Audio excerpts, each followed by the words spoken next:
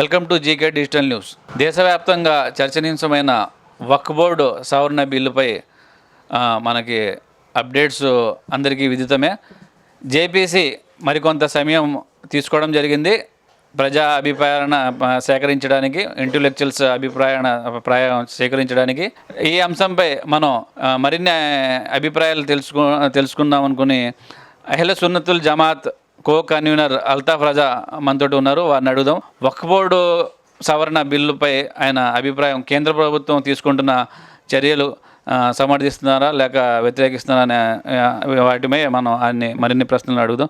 అల్తాఫ్ రజా గారు, ఏదైతే కేంద్ర ప్రభుత్వం వక్ఫ్ సవరణ బిల్లు తీసుకొస్తుందో దాన్ని ఏ విధంగా చూస్తున్నారు? వక్ఫ్ బోర్డు అనేది ఒక సున్నితమైనటువంటి అంశం. భారతదేశంలోనే కొన్ని లక్షల ఎకరాలు వక్ఫ్ బోర్డు ఆధీనంలో ఉన్నాయి. ఇది ఎవరో స్వాతంత్రం వచ్చినప్పటి నుంచి పరిపాలించినటువంటి ప్రధానమంత్రుల్లో లేక పరిపాలకులో ఇచ్చినటువంటి దాన ధర్మాలు కాదు.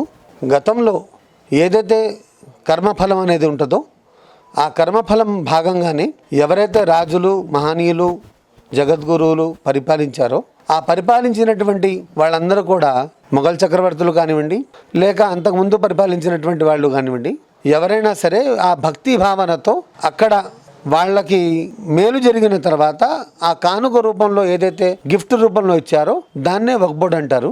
ఆ ఇచ్చినటువంటి కానుకలు ఆ వక్ఫ్ బోర్డు ద్వారా 10 మందికి మేలు జరగాలి, 10 మంది ఆడపిల్లలకు పెళ్ళిళ్ళు జరగాలి, ముస్లిం సమాజానికి దానివల్ల మేలు జరగాలనే ఉద్దేశంతో వక్ఫ్ బోర్డు వచ్చింది. ఎండోమెంట్ డిపార్ట్మెంట్, దేవాదాయ శాఖ అనేది హిందూ సమాజాన్ని, అట్లాగే క్రిస్టియన్స్ కూడా సిఎస్ఐ వ్యవహారం అని చెప్పి వాళ్ళకు కూడా కొన్ని ల్యాండ్స్ ఉన్నాయి. అయితే ఇందులో జరుగుతున్నటువంటి వాస్తవాలు ఏంటంటే వక్ఫ్ బోర్డు పూర్తిగా అన్యాయకరంతమైంది. ఎక్కడ కూడా ఏ ఏరియాలో కూడా ఒక ముస్లిం ఆడపిల్లకి పెళ్లి చేయడానికి వక్ఫ్ బోర్డు ఏ రాష్ట్రంలో అయినా సరే 1,00,000 రూపాయలు ఇచ్చినటువంటి దాఖలాలు ఉన్నాయా? లేదా కనీసం టౌన్షిప్ ఏర్పాటు చేసి ఇళ్ళు లేని వాళ్ళకి ఎలా ఉందంటే పరిస్థితి, సారే జహాं से अच्छा हिंदुस्तान हमारा रहने को घर नहीं है सारा जहां हमारा. ఇవాళ ఉండటానికి ఇల్లు కూడా లేనటువంటి పరిస్థితుల్లో ముస్లిం సమాజం ఉంటే ఆ అన్యాక్రాంతమైనటువంటి వాళ్ళు భూవకాసులు కోట్ల రూపాయల ఆస్తులు వాళ్ళు ఎంజాయ్మెంట్ చేస్తున్నారు. ఇక్కడ ఉండటానికి కనీసం ఇంటి జాగా కూడా లేదు. అయితే ఇక్కడ పూర్తిగా అన్యాయం జరుగుతుంది ముస్లిం సమాజానికి అని చెప్పి మేము ఎన్నోసార్లు చెప్పాం. ఇక్కడ మోడీ గారు ఏమంటున్నారంటే ఇందులో హిందువులు కూడా ఉండొచ్చు అంటున్నారు. తప్పనిసరిగా ఉండొచ్చు, ఉండడానికి ఎటువంటి అభ్యంతరం లేదు. మేము కూడా ఏమంటున్నామంటే దక్షిణ భారతదేశానికి, ఉత్తర భారతదేశానికి కొన్ని సూచనలు, కొన్ని వ్యవహారాల్లో, సాంప్రదాయ వ్యవహారాల్లో తేడాలు ఉన్నాయి. ఏ విధంగా అంటే ఇక్కడ మేము బీబీ నాంచారమ్మ అంటే వెంకటేశ్వర స్వామి ఏదైతే దేవస్థానం ఉందో మేము బావగారుగా భావించి బీబీ నాంచారమ్మ మా అక్క అక్కడ ఉండటం వల్ల 700 సంవత్సరాలుగా పూజలు అందుకోవటం వల్ల చాలామంది కడప నుంచి ప్రతి ఉగాదికి కూడా పచ్చళ్ళు, కూరగాయలు అన్నీ తీసుకొని వెళ్ళి సాంప్రదాయబద్ధంగా మేము పూజలు చేసుకోవడం అనేది చాలామంది కడప నుంచి, రాయలసీమ నుంచి వెళ్తూ ఉంటారు. అట్లాగే మీకు భద్రాచలంలో రాముల వారికి నవాబ్ గారు తలంబ్రాలు ఇవ్వడం జరుగుతూ ఉంటుంది. అట్లాగే మీకు ఇక్కడ సాంప్రదాయం ఎలా ఉంటుందంటే పూర్తిగా అంటే ఏదైతే అయ్యప్ప స్వాములు ఎంత నిష్ఠతో వెళ్ళి దర్శనం చేస్తారో అక్కడ షరఫుద్దీన్ దర్గా, ఓవర్ స్వామి దర్గాకి వెళ్ళి ముందు అక్కడ కానుకలు చెల్లించి అక్కడ చాదర్ సమర్పించి తర్వాత ఓవర్ స్వామి దర్శనం అయిన తర్వాతే అయ్యప్ప స్వామి దగ్గరికి వెళ్తారు. ఈ విధంగా రామదాస్, కబీర్దాస్ చరిత్రని ఎవరు మర్చిపోలేరు. భిన్నత్వంలో ఏకత్వం అనే విధంగా అందరు కలిసికట్టుగానే ఉన్నాం. కాబట్టి మమ్మల్ని అందులో సేవ చేసుకోవడానికి అవకాశం ఇవ్వండి. మీరు వచ్చి ఇక్కడ కూడా సేవ చేయండి. ఎందుకంటే మీకు కొత్తలంక అమలాపురంలో పూర్తిగా హిందువులు ధర్మకర్తలు. గుంటూరులో వెళ్ళి మీరు కాళీమస్తాన్ దర్గాకి వెళ్ళండి. అక్కడ రావి రామ్మోహన్ రావు గారు పొద్దున్నే తెల్లవారుజామున 4 గంటలకు వాళ్ళ ఆవిడ మస్తాన్ దర్గాకి సేవలు చేసుకుంటూ ఉంటుందామా. అట్లాగే పిఠాపురం వెళ్ళండి, బషీర్ బీబీ సేవలు చేస్తుంది ఎవరంటే హిందువులే సేవ చేస్తున్నారు. అట్లాగే మీకు మచిలీపట్నం బందర్ వెళ్ళండి, అక్కడ సేవ చేసేవాళ్ళు హిందువులే చేస్తున్నారు, ధర్మకర్తలుగా ఉన్నారు.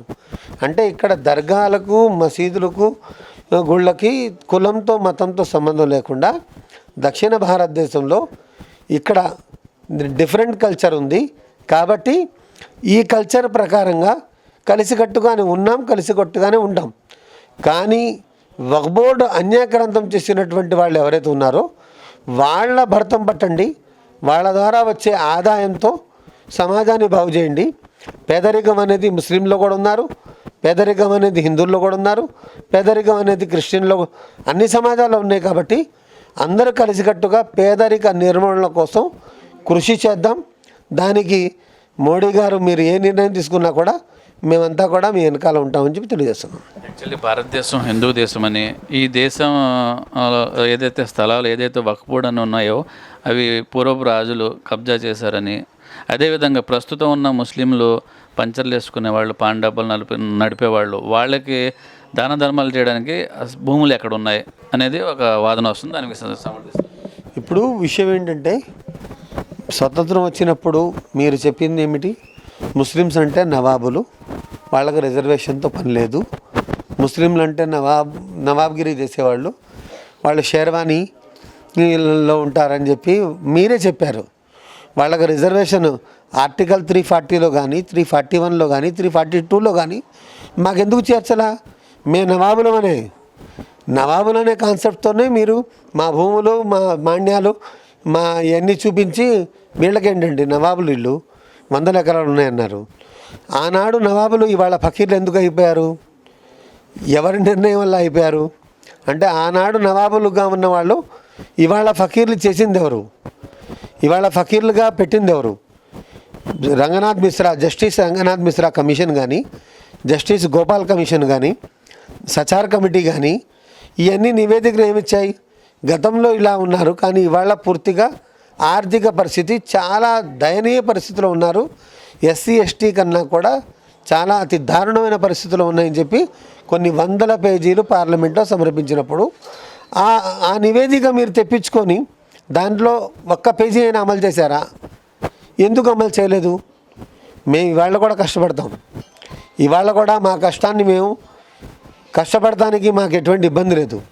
కనీసం మీరు ఏదైతే పరిపాలిస్తున్నారో హిందువులు కూడా చాలామంది జాబ్ లేకుండా నిరుద్యోగులుగా ఉన్నారు, వాళ్ళకందరికీ జాబులు ఇవ్వండి. చాలామంది హిందువులు ఇబ్బంది పడుతున్నారు, వాళ్ళకైనా చేయండి. సమాజంలో కాంట్రవర్సీ చేయాలి అనేది వేరు, మేలు చేయాలనేది వేరు. మేలు చేయండి, మేము హర్షిస్తాం. మేలు చేయాలని ఎవరికైనా చేయండి, కానీ మేము హర్షిస్తాం. కానీ వక్ఫ్ బోర్డుకి సాకు చూపించి ఏదో అలజడి చేయాలనేది అది కరెక్ట్ కాదు. నిజంగా ఒక విధంగా చెప్పాలంటే మోడీ గారు చాలా మంచి పని చేస్తున్నారు. నిద్రలో ఉన్న వాళ్ళందరికీ కూడా ఎవరికైతే అవగాహన లేదో, రాజ్యాంగం అంటే ఏంటో తెలియని వాళ్ళకి ఎన్ఆర్సీ ద్వారా రాజ్యాంగం తెలిసింది. వక్ఫ్ బోర్డు అంటే ఏంటో, ఎన్ని ఎకరాలు ఉన్నాయో కూడా ఎవరికి తెలియంది. వక్ఫ్ బోర్డు ఎక్కడుంది, మా భూములు ఎక్కడున్నాయి అనేది పూర్తిగా తెలియపరిచారు. ఇందులో మా మూర్ఖత్వమే మమ్మల్ని మేము కాపాడుకోలేకపోతున్నాం. మేము కనుక నిజంగా కాపాడుకోగలిగే ఆ జ్ఞానం దేవుడు ప్రసాదించినప్పుడు తప్పనిసరిగా దీని ద్వారా ముస్లిమ్సే కాదు అన్ని సమాజాలకు కూడా, ఎందుకంటే అందరూ బాగుండాలి, అందులో మనం ఉండాలి. ఈ సూత్రాన్ని మొహమ్మద్ ప్రవక్త గారు మాకు ఇచ్చారు. ఖాజా గరీబ్ నవాజ్ అజ్మీర్ దర్గా ఏదైతే ఉందో ఆయన కూడా చెప్పింది, ప్రేమించు ప్రేమని పంచు. మేము ప్రేమించే వాళ్ళం, ప్రేమని పంచేవాళ్ళం, ఈ ప్రేమని పంచుతూనే ఉంటాం. మేము దేశాన్ని పెంచే కాన్సెప్ట్ మాది కానే కాదని చెప్పి అహ్లే సున్నతుల్ జమాత్ తరఫున చెప్తున్నాను. వక్ఫ్ బోర్డు ఏదైతే ఈ స్థలం మాది, ఈ గ్రామం వక్ఫ్ బోర్డు పరిధిలోకి వస్తుంది అని చెప్పగానే అందులోకి ట్రిబ్యునల్లో పెట్టి వేరే న్యాయస్థానాలకు వెళ్లకుండా లాగేసుకుంటున్నాయని వాదన ఉంది. దాన్ని ఏకీపిస్తారా? వక్ఫ్ బోర్డు ఏదైతే ఉందో 1962లో గజెట్లో వచ్చిన ప్రతి ఆస్తి కూడా అది వక్ఫ్ బోర్డు, ఆల్వేస్ వక్ఫ్ బోర్డు అని చెప్పి సుప్రీంకోర్టు కూడా జడ్జిమెంట్ ఇచ్చింది. ఇవాళ్ళే ఏదో వచ్చింది కాదు, ఇందులో దొంగలు అందరూ. ఎందుకంటే వక్ఫ్ బోర్డు అనేది గజెట్లో ఉంది, సర్వే నెంబరు ఒక రకంగా ఉంటే ల్యాండ్ ఒక రకంగా ఉంటుంది, దాన్ని సరిగా సర్వే చేసినటువంటి దాఖలాలు లేవు. దీంట్లో సెకండ్ సర్వే అన్నారు, సెకండ్ సర్వే కూడా దాంట్లో కూడా వాళ్ళు ఫెయిల్యూర్ అయ్యారు. ఇక్కడ మీకు ట్రాన్స్పోర్ట్స్ కమిటీ అని చెప్పి కలెక్టర్ గారిని, ఎస్పీ గారిని, అన్ని డిపార్ట్మెంట్, అన్ని శాఖల అధికారులను కలిపి ట్రాన్స్పోర్ట్స్ కమిటీ అని ఎంఎస్ జీవో నంబర్ 374 పెట్టారు. తర్వాత 18 జీవో వచ్చింది. కానీ ఎక్కడ కూడా ఏ అధికారి కూడా వక్ఫ్ బోర్డ్ ఆస్తి కాపాడినటువంటి దాఖలాలు లేవు. కలెక్టర్ గారు కూడా అడిషనల్గా వక్ఫ్ బోర్డ్ ఆఫీసరే, ఎస్పీ గారు కూడా అడిషనల్గా వక్ఫ్ బోర్డ్ ఆఫీసరే, జీవో ప్రకారంగా అందరూ ఆఫీసర్లే. కానీ కాపాడడానికి ఎవరు కూడా ముందుకు రాలేదు. ఎందుకు రాలేదంటే ఇక్కడ ఆక్రమించేవాడు ఆక్రమిస్తున్నాడు, పంచాయతీ వాళ్ళు పనులు వేస్తున్నారు, రెవెన్యూ వాళ్ళు ఎన్ఓసి ఇస్తున్నారు, రిజిస్ట్రార్లు దొంగ నంబర్లతో రిజిస్ట్రేషన్ చేస్తున్నారు, ఎలక్ట్రికల్ వాళ్ళు మీటర్ బిగిస్తున్నారు. ఎవరికి వాళ్ళు ఎవరి పాత్ర వాళ్ళు పోషించి లాస్ట్కి వచ్చేటప్పటికి కాగితం ఆక్రమించారంటే కోర్టుకు వెళ్ళండి అంటున్నారు. ఈ విధంగా కోర్టులో కొన్ని వేల లక్షల కేసులు పెండింగ్లో ఉన్నాయి. వక్ఫ్ బోర్డు డిపార్ట్మెంట్ డబ్బులు ఎన్నో లక్షల రూపాయలు లాయర్ ఫీజులు, కనీసం స్టాండింగ్ కౌన్సిల్ కూడా సరిగ్గా పెట్టుకోలేని పరిస్థితి ఉంది. ప్రైవేట్ లాయర్లు పెట్టి వ్యవహారం చేయడం తప్ప ఇంకేమీ చేయలేరు. ఇంపార్టెంట్ వచ్చినప్పుడు ప్రైవేట్ లాయర్ని పెట్టడం, ఆ కేసు తారుమారు చేయడం. ఏదైనా ఒకటే, వక్ఫ్ బోర్డులో చేసే వాళ్ళు ఎవరైతే ఉన్నారో, వక్ఫ్ బోర్డు అనేది ఒక ఎనామస్ బాడీ. ఇది సుప్రీం అథారిటీ కాదు, ముతవల్లీలే దానికి సుప్రీము. దాన్ని 7% జస్ట్ ట్యాక్స్ రూపంలో తీసుకొని ఆ 7% ట్యాక్స్తో వక్ఫ్ బోర్డు నడపడానికి అవకాశం తప్ప పూర్తిగా సుప్రీం అథారిటీ వక్ఫ్ బోర్డు అయితే కాదు. అయితే వక్ఫ్ బోర్డు ఇష్టానుసారంగా లీజులకి ఇచ్చి రాజకీయ లబ్ధి కోసం చేస్తున్నటువంటి తతంగంలో భాగంగానే ఇవాళ వేలాది ఎకరాలు, లక్షలాది ఎకరాలు అన్యాక్రాంతంలో ఉన్నాయి. ఇది ముస్లిం సమాజానికి మాత్రం ఎటువంటి మేలు జరగట్లేదని కుండ బద్దలు కొట్టి మరీ చెప్తున్నా. ఇందులో ఎక్కడ కూడా ఏ మాత్రం ముస్లిం సమాజానికి మేలు జరుగుతుందంటే ఓపెన్ ఛాలెంజ్, ఎక్కడైనా సిద్ధం, ఏ మాటకైనా సరే. ఇప్పుడు వక్ఫ్ బోర్డు ముస్లిం దేశాల్లో లేదు, భారతదేశంలో ఉండాలంటారా, తీసేయాలంటారా? మీరు తీసేస్తే వెంటనే ముస్లిమ్స్ అందరూ కూడా కోటీసులు అయిపోతారు. ఎందుకంటే మా ఆస్తులు అది టైటిల్ డీడ్ ఉన్నటువంటి ఆస్తులు అయ్యి, అది ఏదో గజిట్లో ఉన్న ఆస్తులు కాదు. మా ఆస్తులకు మీరు రక్షణ ఇస్తామని చెప్పి మీరు బలవంతంగా మేమేదో మీకు రక్షణ కల్పిస్తాం, మేము సేఫ్టీగా పెడతాం అని ఏర్పాటు చేశారు. మా ఆస్తులు నిజంగా మీరు కాపాడలేని పక్షంలో మాకు ఇచ్చేయండి, రేపు పొద్దున్నే కోటీశ్వరులు అయిపోతాం. మేమే ఏం సేవ చేయాలో, ఏ దర్గా నుంచి, ఏ మసీద్ నుంచి, ఏ మండలం నుంచి మేము సేవ చేయాలో దేవుడు భయం భక్తి మాకు కూడా ఉంది, మేమే సేవ చేసుకుంటాం. మేము ఫకీర్లు అయిపోయాం మీ నిర్ణయాల వల్ల. మీరు మా ఆస్తులు తీసుకొని దాన్ని ఎక్వైర్ చేశారు. ఎక్కడైనా ఎక్వైర్ చేసినటువంటి వాళ్ళు గవర్నమెంట్ సంస్థలు ఏర్పాటు చేసుకున్నారు, ప్రైవేట్ సంస్థలు ఏర్పాటు చేసుకున్నారు. ఎక్వైర్ చేసి మాకు మీరు నష్టపెట్టారా, లాభం పెట్టారా? గవర్నమెంట్ ఆస్తులు అని చెప్పారు. గవర్నమెంట్ ఆస్తి ఏంటి? మా ఆస్తి మీరు తీసుకొని మా పిల్లలకి ఏమైనా ఉద్యోగాలు ఇచ్చారా? మా వంశంలో ఎవరికైనా ఉద్యోగాలు ఇచ్చారా? ఇవ్వలా. మీరు మా ఆస్తులు మీరు తీసుకొని మీరు అనుభవిస్తున్నారు. ఏంటంటే వక్ఫ్ బోర్డు అంటున్నారు. ఇది తప్పుడు నిర్ణయం, దీన్ని తీవ్రంగా ఖండిస్తున్నాం. మా వక్ఫ్ బోర్డు క్యాన్సిల్ చేయాలనుకుంటే వెంటనే క్యాన్సిల్ చేయండి. మా ఆస్తులు ఎవరైతే మాకు ఇచ్చేయండి, టైటిల్ డీడు. ఎందుకంటే నేను ఒక దర్గాకి ముతవల్లీనండి. మా తాత ముత్తాత కాడి నుంచి మేము ముతవల్లీలం. వంశపారంపర్యంగా ఒక 400 సంవత్సరాల నుంచి వస్తున్నాం. బోర్డు ఎప్పుడు వచ్చింది? 1954లో వచ్చింది. స్వాతంత్రం తర్వాత వచ్చింది, కానీ స్వాతంత్రం కంటే ముందే మేము ముతవల్లీలం. మేము 10 మంది ముతవల్లీలు కలిస్తే ఒక వక్ఫ్ బోర్డు తయారైంది. ఒక వక్ఫ్ బోర్డుతో 10 మంది ముతవల్లీలు అవలా. కాబట్టి మేమే కోటీశ్వరులం. మా ఆస్తులు మాకు ఇచ్చేయండి. మోడీ గారికి మేము కూడా ధన్యవాదాలు తెలియజేసుకుంటాం. చివరిగా మన కూటమి ప్రభుత్వం ఏ విధమైన నిర్ణయం చెప్పాలంటారు? కేంద్ర ప్రభుత్వానికి ఏ విధమైన అభిప్రాయం తెలియపరచాలంటారు? ఆంధ్రప్రదేశ్లో ముఖ్యమంత్రి గారు నారా చంద్రబాబు నాయుడు గారు మంచి అనుభవం గల వ్యక్తి. ఆయన అన్నీ చూశారు.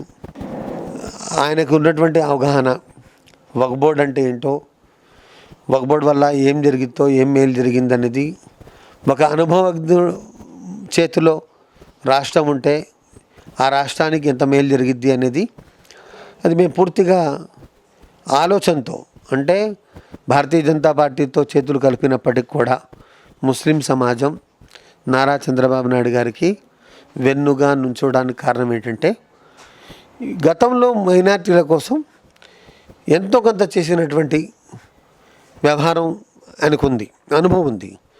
ఎందుకంటే రాజ్యసభ లాల్జాన్ బాషా గారిని, షరీఫ్ గారిని కానీ పదవుల్లో కానివ్వండి, అదేవిధంగా వారు చేసినటువంటి దుకాన్ మకాన్ స్కీమ్ కానివ్వండి, రంజాన్ తోఫా కానివ్వండి, ఇట్లాగే ఇమాం మోజన్ల కోసం వేతనాలు ఇవ్వాలని, ఉర్దూ స్కూల్స్ అని, షాదీ ఘర్ ఉర్దూ షాదీఖానా అని, ఈ రకంగా ఏదో రకంగా ముస్లిం సమాజానికి మేలు చేయాలనే తపనతో ఉన్నటువంటి నారా చంద్రబాబు నాయుడు గారు ముఖ్యమంత్రిగా ఉన్నారు కాబట్టి తప్పనిసరి పరిస్థితిలో వక్ఫ్ బోర్డ్ అమెండ్మెంట్ బిల్ ఏదైతే ఉందో అది పాస్ అవ్వడానికి అవకాశమే లేదు.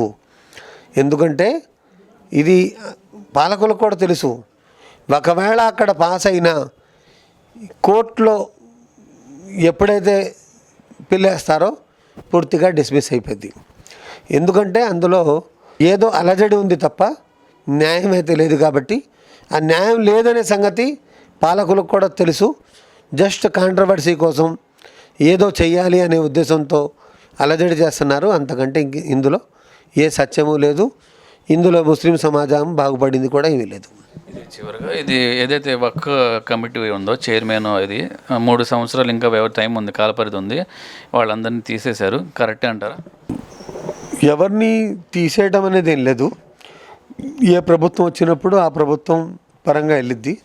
అయితే ఏంటంటే ఇందులో సెంట్రల్ గవర్నమెంట్ ఒక యాక్ట్ ఉంది, వక్ఫ్ బోర్డ్ యాక్ట్ ఉంది.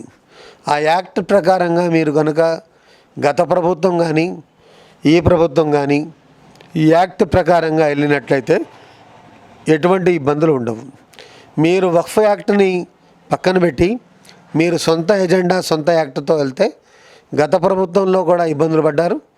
ఈ ప్రభుత్వం అయినా సరే యాక్ట్ని దాటి ఇష్టానుసారంగా చేస్తే ఇబ్బంది పడాల్సిన పరిస్థితులు వస్తాయి.